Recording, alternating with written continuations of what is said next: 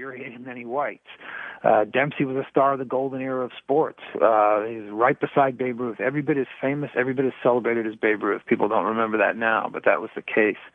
Joe Louis inspired Americans of all races for years as champion and served in the military and was just a remarkable character.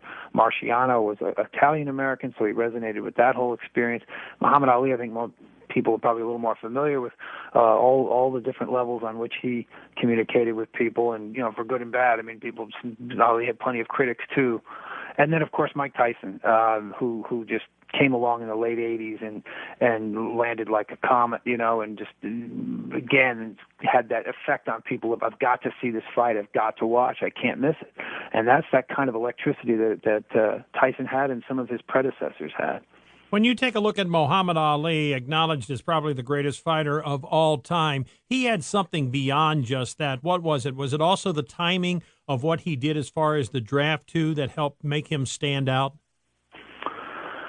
Oh, certainly the choices he made and the times and the way that he inserted himself into the times, the way that he became involved politically, that is certainly accounts for a lot of his fascination. He was just a great fighter. There was no end to his heart and determination. For all of the flash and fanciness, when you got down into the pit with Ali, there was no give in the man at all, as George Foreman found out, as Joe Frazier found out, as many other opponents found out. So he was as great as he said, and that's pretty great considering what he said. But yes, his politics, his case with the United States government, his role in the late years of the Vietnam War, he just became someone about whom everyone had opinions, good, bad, or indifferent. You couldn't ignore Muhammad Ali. Paul Beston is with us. We're talking about his book. I want to recommend it to you. It's called The Boxing Kings, When American Heavyweights Ruled the Ring.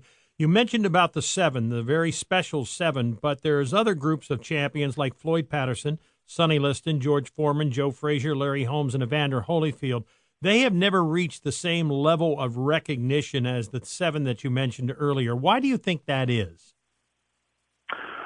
Well, it's in some ways, for the most part, one of the happy coincidences in the book is that most of the guys who reach this social level of influence do tend to be some of the greatest champions, which makes sense in a way, because if they weren't very good fighters, they wouldn't be able to reach people in this other way. So, on the other hand, some of those guys are quite great champions indeed. I mean, George Foreman is a great champion. Larry Holmes. These are great heavyweights. I think it's just a product of circumstances. Holmes is a good example. He comes between Ali and Tyson. I mean, that is one tough job. It's a little bit like being George Harrison or something. I mean, that is not easy to do.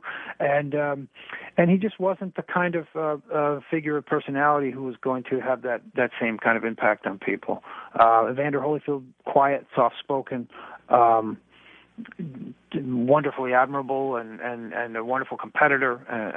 Just nothing really to dislike about him. But there's just that missing element, that mysterious element that some of these guys have that connects in a bigger way.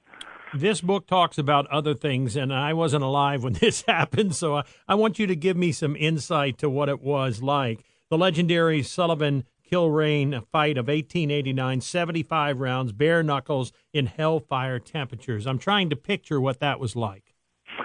Yeah, I did my best to picture what it was like, too, and I found myself thinking, why isn't there a movie about this? Right. You know, this is, 1889. Sullivan is the champion, and he has this challenger named Jake Kilrain. And, again, the first thing to remember is that at this time, as much public interest as there is in this fight, and it's being covered in the New York Times, the sport is illegal. So the Times is writing about the fight. Everyone's writing about the fight. They're talking about the odds. They're talking about who's in better shape. They're going to the training camps. Nellie Bly, the journalist, goes and visits Sullivan. It's all over the newspapers. And yet the fight is illegal. Nobody knows where the fight's going to be because they have to scramble somewhere to find a safe location where they can pull it off. So there's this great irony happening. There's all this kind of wonderful hypocrisy happening. You know, people can't wait to watch the fight even though they know it's illegal. So they find an out-of-the-way place in Mississippi, Richburg, Mississippi, and they construct a ring and get about 2,000 people there in wooden bleachers. It must be 100 to 105 degrees.